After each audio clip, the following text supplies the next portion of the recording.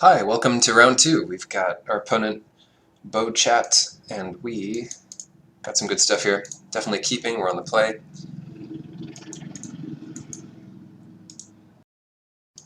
Looks kind of slow, but we'll get there. We've got a 3-drop / 6-drop, and if any of our stuff dies, that just makes our Hooting Mandrills better. Frontier Bivouac, not a bad draw. We want to play those while we can't use the mana anyway. This is a good time. Despise.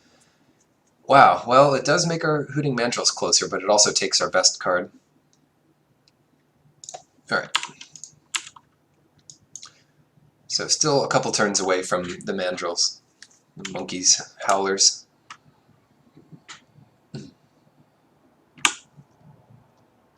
Oh wow, multiple different land arts. Classy. And a morph. Come on, let's draw something good, not a land. That's alright. I can deal with that. Savage Punch is not the direction we want to take it, but not yet at least. Not until we're a little more ferocious. Surik didn't beat this giant bear by being timid.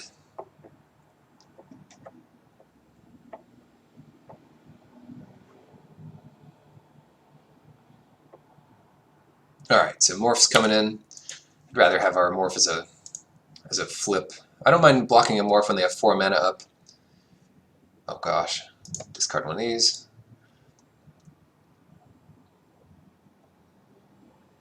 But I'd rather do that and then be able to flip it as well. Okay, so we can get this Hooting Mandrills down next turn, but we can't do that and play the Savage Punch. So I think here, 5, 6, 7, yeah, it's just better to play the Companion. So really nice blockers. Could have attacked first with the morph, because then we could kill their Seeker and bounce their morph to see what it is. They probably just wouldn't block, and we get to make the same play. And I'm not really blocking with this morph, so I missed 2 damage is what I'm trying to say there. But again, they're not really attacking here, so this is fine. Another Bivouac. Hopefully they don't make us discard a card, otherwise I just hold the Bivouac. But I don't mind playing it here. Let's cast the Mandrills, and in case we want to delve something else, I'm going to use that all up.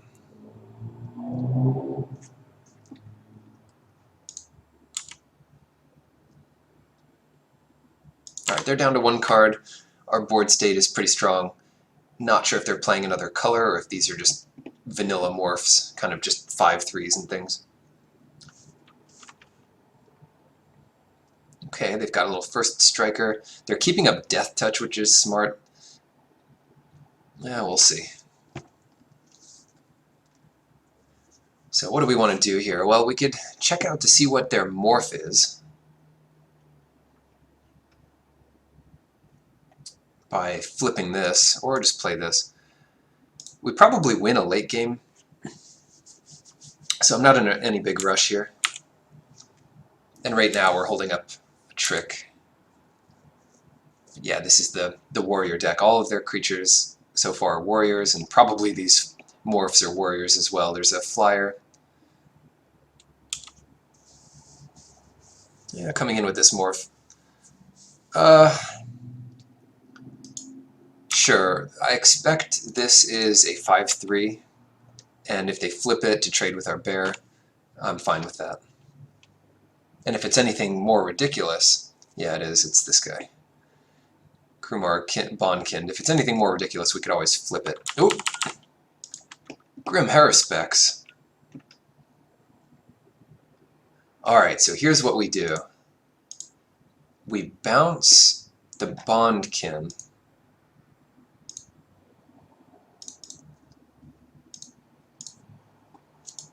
And then we Savage Punch the Haruspex. Yeah, that's how we do it. And then this turn, since they use their black mana, we can attack.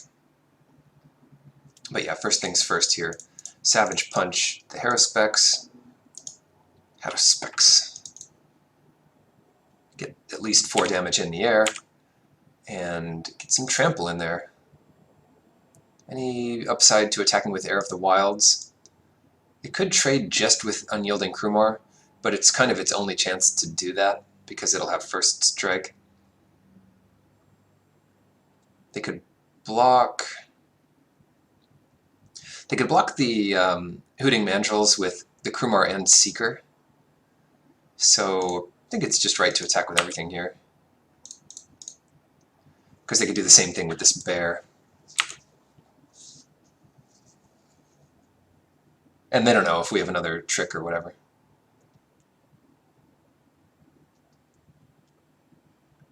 Alright, I'm definitely happy with this trade. I mean, not super happy, but happy enough. Get this guy face down. Be a big surprise. So 4 more turns in the air. It means they probably just can't attack unless they get some seeking going on, gain some life. But this turn will be spent at least 3 mana of it using a morph. And possibly another mana for held up for Death Touch. And what's our morph? Canyon Lurkers. That's right. We just played that. So what's the play here? We could attack with everything. We know what their morph is. And yeah, let's just do that. Let's just attack. Let's just get in there with everything. And then we could play a 4/5. If for some reason they don't block this morph, goodness gracious. If they don't block the morph, I mean, that's a ton of damage that we could use flipping it. 4 mana to flip. Yeah, they'll block the trample and kill the bear. Wait, what? This is 8, so they must have something going on here. The order's fine. 4, 5, 6, 7, 8. Yeah, I mean, what else do they have? Kill shot. Okay, well, so they've just killed themselves. Oh no, they haven't. Because they're going to gain 3, so they're at 11. 4, 5, 6, 7, 8, 9. So we'll only do 9 if we flip our morph. And they are killing our thing. Interesting. Yeah, I guess we still do it, huh? More than they expected. And they're left with 2 creatures, so it's not insanely good for them.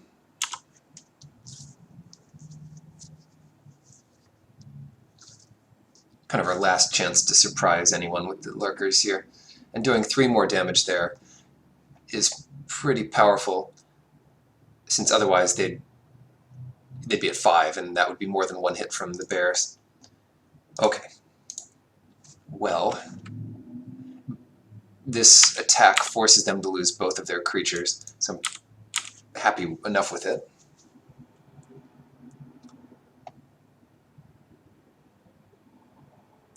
We can play 2 morphs.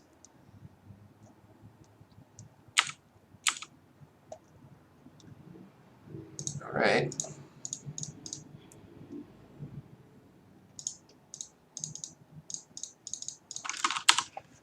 And now we have 2 lethal creatures on the board. One of them can get trample, so it could depend which... If they have 2 creatures out, it could depend which one blocks which, so... Yeah, enough pressure to get it done. Disdainful Stroke. Is that going to be any good? They have a lot of morphs. Mind Swipe. I think the deck is going to be good like this. Snake Skin for regeneration.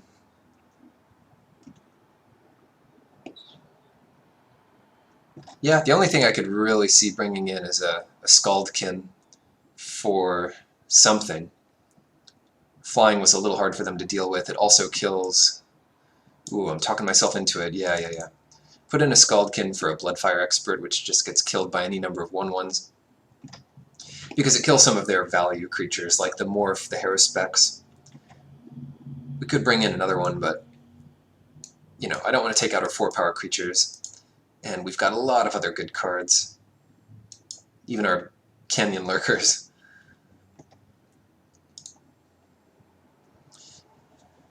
The more variety you have in your morphs, the harder it is for your opponent to play around them. And we've got some good variety here. Maybe we'll get to play Temur Ascendancy this game.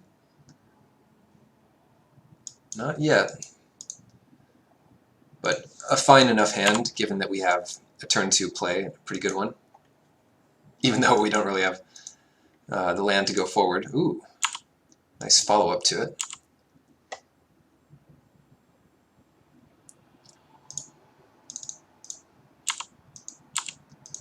Yeah, I'm not too worried about missing our Rugged Highlands. We'll get there. I'd rather make a fast start here. Are they going to attack? Really? I'll block.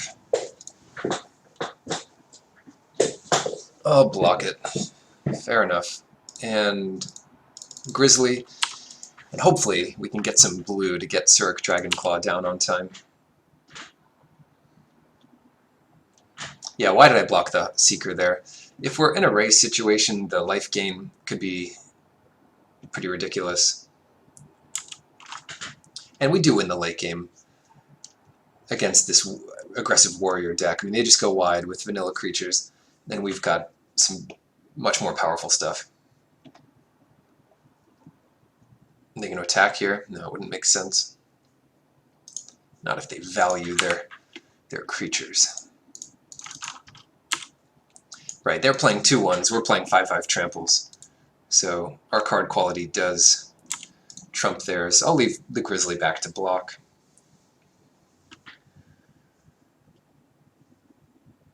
No, don't kill our Morph. Oh. Okay, kill our Grizzly Bear. Abzan. So they do have some stuff. They probably have some lifelink. Some lifelink nonsense. We can't really... We have to play that Bivouac here. Can't afford to do anything else. But then we have Zurich Dragonclaw next turn. A flash 6/6 for 5 mana.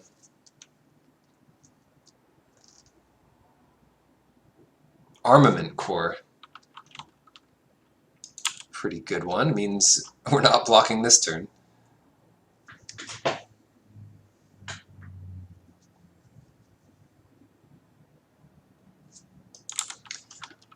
All of the morphs that get bigger, or like big enough to kill a 2/2 and survive, they cost 5 mana.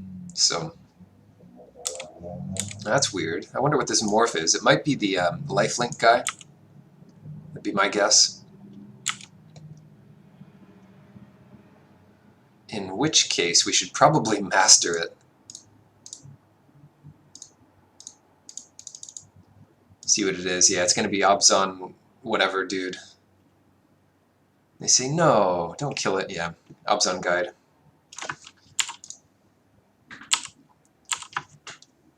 Because that thing trades with Zurich. I want Zurich to win combat, not just trade.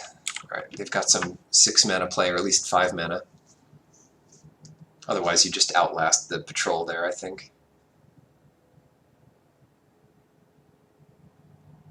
We'll see. Yep. And they're leaving up 1 mana. Wow. Who knows what that means. Alright, gain some life here. Definitely planning on Zurich Dragonclaw, and they don't know that we have it, because we could easily just flip our morph, and they're not attacking into it, so alright. Why don't we just flip the rider? Does that make more sense here?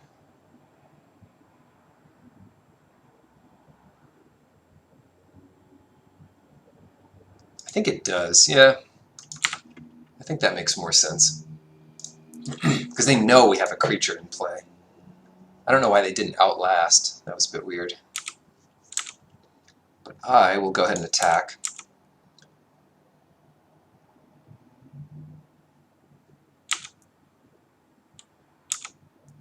Yeah, they're happy enough taking it. So if they come back at us with Armament Core, we can... What are they doing? So now they outlast the patrol? And I would assume they attack in here, but maybe not. Maybe they suspect we have Surik. Guess they got us.